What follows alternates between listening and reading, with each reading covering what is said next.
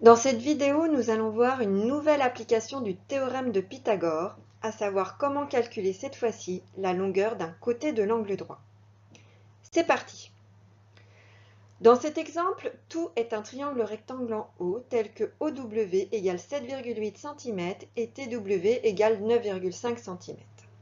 On souhaite calculer TO, la longueur du troisième côté. Comme tout est un triangle rectangle en haut, nous allons pouvoir utiliser le théorème de Pythagore. On a l'habitude, on fonce tête baissée et on va écrire que TO au carré égale TW au carré plus OW au carré. On remplace les longueurs connues par leur valeur, c'est-à-dire 9,5 au carré plus 7,8 au carré. Un petit coup de calculatrice et on obtient au final que TO au carré égale 151,09.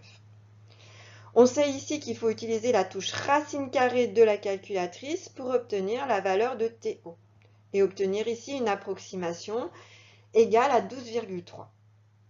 Et là, on voit qu'il y a un petit bug puisque 12,3 c'est plus grand que 9,5 qui est l'hypoténuse, censé être le plus grand côté du triangle. Notre calcul est tout simplement impossible. En y regardant de plus près, on s'aperçoit que nous nous sommes précipités et nous n'avons pas écrit correctement l'égalité de Pythagore. En effet, l'hypoténuse est TW et non pas TO.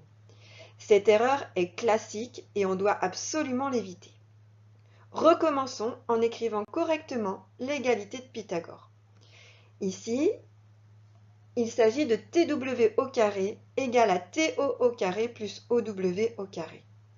Remplaçons correctement les longueurs connues par leur valeur, un petit coup de calculatrice et on obtient une addition à trous. 90,25 égale TO au carré plus 60,84. Ici, on doit passer par une étape intermédiaire pour obtenir TO au carré.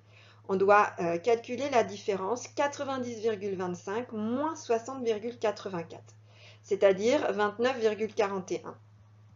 Un petit coup de calculatrice avec la touche racine carrée pour obtenir TO. La racine carrée de 29,41 est environ égale à 5,4. Donc notre côté TO mesure environ 5,4 cm. Voilà.